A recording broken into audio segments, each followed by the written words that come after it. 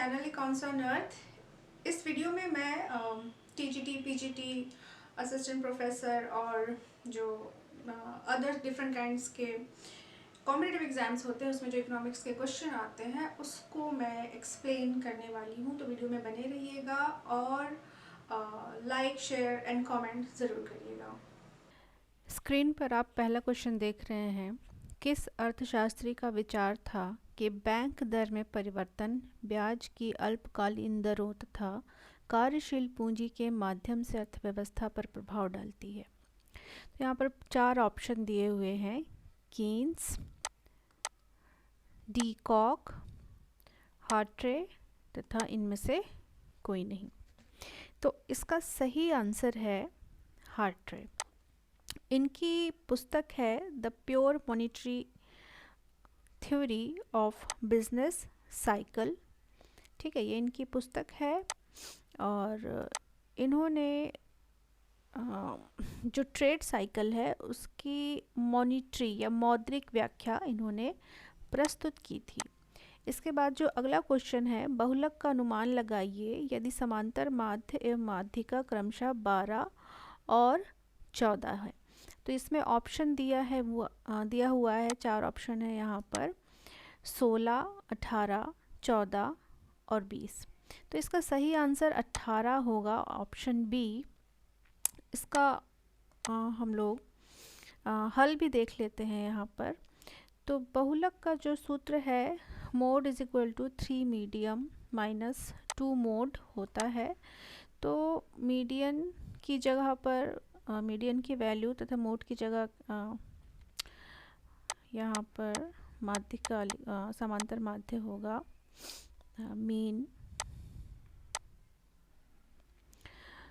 उसकी वैल्यू रख दीजिएगा 12 और इसके बाद इसको सॉल्व करने पर 18 आंसर आ जाएगा।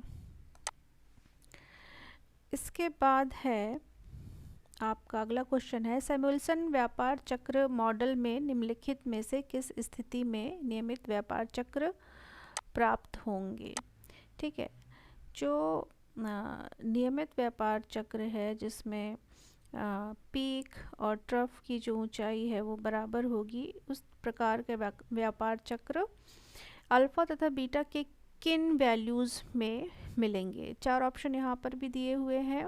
पहला ऑप्शन है अल्फ़ा 0.5 बीटा 1, सेकेंड है अल्फ़ा 0.5 बीटा 2, थर्ड है अल्फ़ा 0.6 बीटा 2 और फोर्थ है अल्फ़ा 0.6 बीटा 4। तो इसमें जो सही ऑप्शन है वो आंसर बी है आपका। जब अल्फ़ा की वैल्यू 0.5 तथा बीटा की वैल्यू 0.2 होगी तब हमें सतत व्यापार चक्र की स्थिति मिलेगी।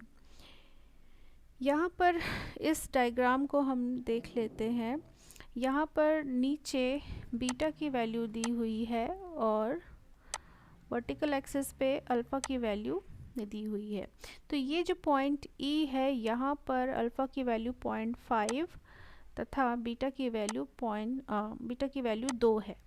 तो इस पॉइंट ई पर ये विशेष पॉइंट है जहाँ पर अर्थव्यवस्था में सतत व्यापार चक्र के आसार या परिस्थितियाँ बनती हैं। इसके बाद अगला क्वेश्चन है, मौद्रिक नीति का कौन सा उद्देश्य नहीं है? पहला है मुद्रा की तटस्थता, दूसरा है मुद्रा मूल्य की स्थिरता, तीसरा है विनिमय दर की स्थिरता और चौथा है गतिशील संसाधन। तो इसमें जो फोर्थ ऑप्शन है आपका वो सही होगा। गतिशील संसाधन से रिलेटेड जो अध्ययन है वो मौद्रिक नीति का उद्देश्य नहीं होती है। तो आंसर 4 इसमें आप लगाएंगे। अगला क्वेश्चन है, भूमि सुधार का प्रमुख उद्देश्य होता है या था भूमि की उर्वरता में सुधार करना, भूमि का पुनर्वितरण करना, भूमि का अधिग्रहण करना तथा भूमि की सिंचाई करना। तो इसमें आसान है क्वेश्चन, इसमें आंसर बी आप लगाएंगे, भूमि का पुनर्वितरण करना। ठीक है, रीडिस्ट्रीब्यूशन ऑफ लैंड। जब हमारा देश आज़ाद हुआ तो ज़मींदारी प्रथा को हटाना था, उसका उन्मूलन करना था। तो ऐसे में जो भूमि थी बड़े बड़े ज़मींदारों से लेकर जो मार्जिनल किसान थे उनको बांटा जा रहा था, मार्जिनल फार्मर्स को दी गई थी। आंसर बी यहाँ पर सही होगा। अगला क्वेश्चन है, अर्थशास्त्र के अध्ययन की आगमन रीति का श्रेय किसे दिया जाता है?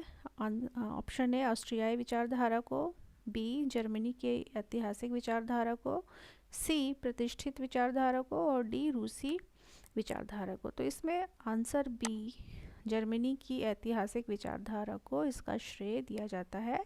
आगमन रीति, inductive method of economic study. अगला है क्वेश्चन, फिलिप्स वक्र के अनुसार स्फीति की समस्या को हल करते हैं तो क्या होता है? नंबर ए या ऑप्शन ए है आपका, बेरोजगारी बढ़ जाती है या उत्पादकता बढ़ जाती है। बेरोजगारी बढ़ जाती है ऑप्शन बी में, या उत्पादकता घट जाती है। तीसरा है बेरोजगारी घट जाती है या मुद्रा पूर्ति बढ़ जाती है। और चौथा है बेरोजगारी बढ़ जाती है या मुद्रा पूर्ति बढ़ जाती है। तो ऑप्शन बी यहाँ पर मैंने लगा दिया, बेरोजगारी बढ़ जाती है या उत्पादकता जो है लोगों की या वर्कफोर्स की वो घट जाती है। इसके बाद जो क्वेश्चन है, अदृश्य बेरोजगारी में से किस क्षेत्र में पाई जाती है? नंबर ए है कृषि क्षेत्र में, नंबर बी है औद्योगिक क्षेत्र में, सी सेवा क्षेत्र में और डी है इनमें से कोई नहीं। तो अदृश्य बेरोजगारी आप जानते हैं जहाँ ऐसा लगता है कि सभी लोग रोज़गार में है, लेकिन सबकी जो आमदनी है, मजदूरी है, वो बहुत कम होती है। जो एवरेज वेज रेट है उसके आधार पर मजदूरी तय होती है। तो ये कृषि में पाई जाती है ख़ास तौर से। ज़रूरत से ज़्यादा लोग उसमें लगे रहते हैं उस कार्य में, अर्थात उनकी जो मार्जिनल प्रोडक्टिविटी होती है वो कभी कभी तो ज़ीरो होती है। इसके बाद जो अगला क्वेश्चन है, परिभाषा के अनुसार सीमांत उपभोग प्रवृत्ति क्या है? Option A delta C upon delta Y D यहाँ पर डिस्पोजेबल इनकम है, अर्थात व्यय योग्य आय। बी है delta C upon delta S, C है C upon Y D, S है वाई डी। तो यहाँ पर आंसर ए आपका सही है। Change in consumption as a result of change in disposable income, इन दोनों के रेशियो को आप सीमांत उपभोग प्रवृत्ति या marginal propensity to consume MPC कहते हैं। ये जो है ये आपका MPC है। इसके बाद जो आखिरी क्वेश्चन है आज के वीडियो का, वो है GNP तथा NNP के बीच का अंतर होता है। ठीक है, पहला विदेशों से शुद्ध आय के कारण, अप्रत्यक्ष कर के कारण, सी घिसावट व्यय के कारण और डी सरकारी कारण। तो यहाँ पर जो आंसर सी है वो आपका सही होगा, घिसावट व्यय या डेप्रिसिएशन कॉस्ट के वजह से, डेप्रिसिएशन मूल्यह्रास के वजह से। जी ग्रॉस और एन नेट, ये जो अंतर होता है ये डेप्रिसिएशन के वजह से होता है।